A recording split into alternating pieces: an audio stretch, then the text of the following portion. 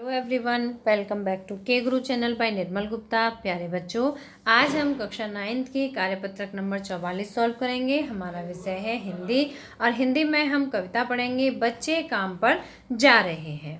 तो सबसे पहले मैं आपको एंट्रीज बता देती हूँ। आपको अपना नाम लिखना है, अपने कक्षा अध्यापक का नाम लिखना है, आपको तिथि लिखनी है 14 अक्टूबर 2020। तो स्टार्ट करते हैं बच्चों आज की वर्कशीट।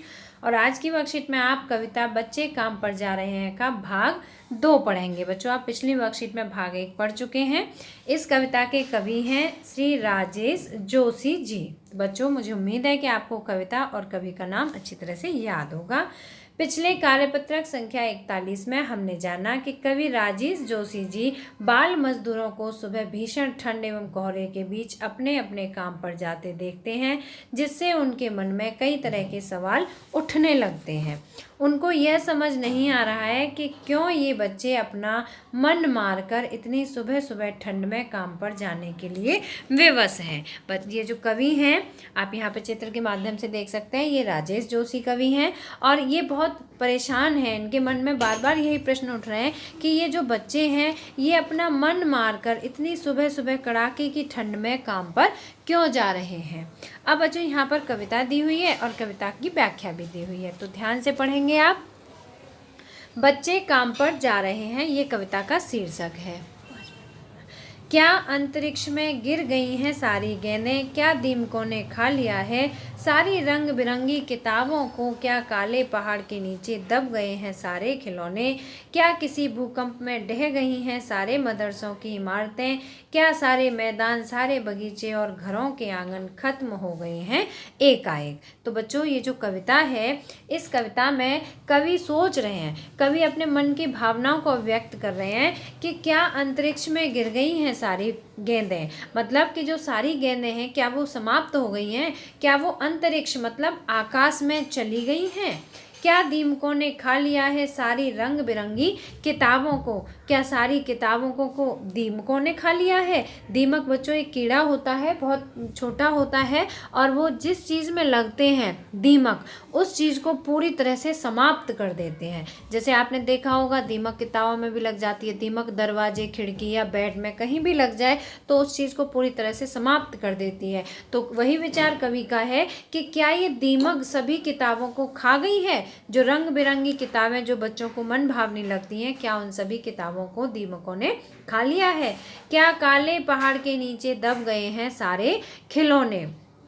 कवि कहते हैं कि वो खिलौने जिनसे कि बच्चे खेलना पसंद करते हैं, क्या वो सभी खिलौने काले पहाड़ के नीचे दब गए हैं, क्या किसी भूकंप में ढह गई हैं सारे मदरसों की इमारतें। बच्चों, मदरसे उसे कहते हैं जहाँ पर उर्दू की शिक्षा दी जाती है, और वो स्कूल संस्थान या मदरसे जहाँ बच्चे पढ़ने जाते हैं, क्या उनकी सभी इमारतें किसी भूकंप में ढह गई हैं जो ये बच्चे स्कूल नहीं जा रहे हैं। क्या सारे मैदान सारे बगीचे और घरों के आंगन खत्म हो गए हैं एकाएक। और कवि कहते हैं क्या वो मैदान जहाँ बच्चे खेलने जाते हैं वो मैदान सभी समाप्त हो गए हैं, और वो बगीचे जहाँ सुंदर सुंदर फूल खिलते हैं जहाँ बच्चे टहलने जाते हैं, क्या वो बगीचे अब नहीं रहे हैं। या घरों के आंगन या घरों के वो आंगन जहाँ पर कि बच्चे खेलते हैं, घरों के आंगन में किलकारियाँ करते हैं, घूमते हैं, क्या वो सभी आंगन समाप्त हो गए हैं। तो कवि कहते हैं कि क्या वो एकाएक मतलब अचानक से सभी जगह समाप्त हो गई हैं। जो बच्चे काम पर जा रहे हैं, जो बच्चों को ये सभी चीज़ें जो अपने बचपन में एंजॉय करनी चाहिए, आनंद लेना चाहिए, वो आनंद न लेकर पढ़कर और वो बच्चे काम पर जा रहे हैं। वो पढ़ भी नहीं रहे हैं, आनंद भी नहीं ले रहे हैं अपने बचपन का, और वो सभी बच्चे काम पर जा रहे हैं। तो बच्चों, ये जो पद्यांश है इसमें कवि ने अपने मन की भावनाओं को अभिव्यक्त किया है। अब यहाँ आपकी वर्कशीट में दी हुई व्याख्या को एक बार पढ़ते हैं, जिससे आपको ये पद्यांश अच्छी तरह से समझ में आ जाएगा। कवि सोचता है कि क्या खेलने के लिए सारी गेंदें खत्म हो चुकी हैं या आकाश में चली गई हैं। क्या बच्चों के पढ़ने के लिए भी एक किताब भी नहीं बची है। क्या सारी किताबों को दीमकों ने खा लिया है। क्या सभी खिलौने कहीं किसी काले पहाड़ के नीचे दब गए हैं जो अब इन बच्चों के लिए कुछ भी नहीं बचा है। क्या इन बच्चों को पढ़ाने वाले मदरसे एवं विद्यालय भूकंप में टूट चुके हैं जो ये बच्चे पढ़ाई एवं खेल कूद को छोड़कर काम पर जा रहे हैं। यहाँ कवि अपने मन में उठ रहे सवालों को बयां करते हुए कहते हैं कि क्या बच्चों को खेलने की सारी जगह खत्म हो चुकी हैं? क्या सारे मैदान जहाँ बच्चे खेलते थे, सारे बगीचे जहाँ बच्चे टहला करते थे, सारे घरों के आंगन समाप्त हो चुके हैं, जो इन बच्चों के पास अब कुछ भी नहीं बचा, इसलिए ये सुबह सुबह काम पर जा रहे हैं। तो बच्चों, ये जो पद्यांश है, कविता है, बहुत ही सरल है। मुझे उम्मीद है कि आपको अच्छी तरह से समझ में आ गई होगी।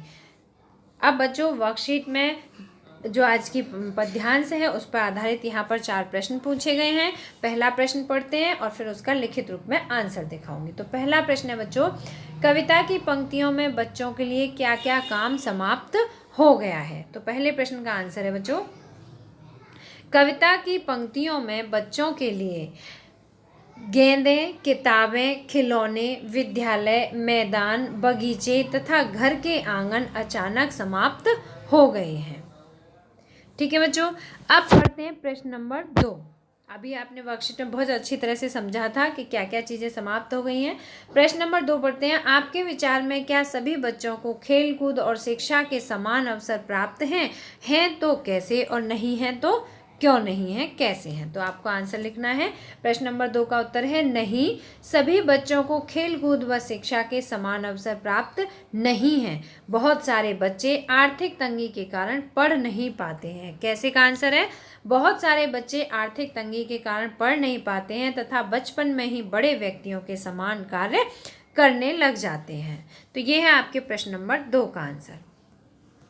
प्रश्न नंबर 3 है बच्चों, संविधान के अनुच्छेद 24 में बाल मजदूरी पर रोक लगाई गई है। अपने मित्रों या अध्यापक से बातचीत करके लिखिए कि यह कानून क्या कहता है। तो प्रश्न नंबर 3 का आंसर है, अनुच्छेद 24 के तहत 14 वर्ष से कम आयु के किसी भी बच्चे को कारखाने या खान में काम करने के लिए नहीं रखा जाएगा या किसी अन्य खतरनाक काम में नहीं लगाया जाएगा। तो ये हुआ बच्चों आपके प्रश्न नंबर 3 का आंसर। प्रश्न नंबर 4 है, काम पर जाते किसी बच्चे के स्थान पर अपने आप को रखकर देखिए। मतलब अगर आपने किसी बच्चे को काम पर जाते हुए देखा है तो आप सोचिए कि ये मैं ही हूँ। तो जो आपको महसूस होता है उसे लिखिए। तो आपको कैसी भावनाएं आपके मन में आती हैं, आपको अपनी भावनाएं लिखनी है। तो मैं सुबह जब काम पर जाती हूँ तथा स्कूल जाते बच्चों को देखकर मेरा मन करता है कि मैं भी स्कूल जाऊँ, यूनिफॉर्म पहनूं, बच्चों के साथ पढ़ूं व खेलूं। मैं यह भी महसूस करती हूं कि मैं भी बड़ी होकर जॉब करूं, ना कि मेहनत मजदूरी। तो बच्चों, मुझे उम्मीद है कि आपको आज की वर्कशीट और आज की वर्कशीट में दिए सभी प्रश्न उत्तर अच्छी तरह समझ में आए होंगे। अगर आपको वीडियो पसंद आया है तो लाइक करना, अपने फ्रेंड्स के साथ शेयर करना, और अगर आपने अभी तक हमारे चैनल को सब्सक्राइब नहीं किया है तो सब्सक्राइब जरूर करना। मिलते हैं फिर इसी तरह की नेक्स्ट एजुकेशनल वीडियो में। Till then bye bye, good luck to all of you.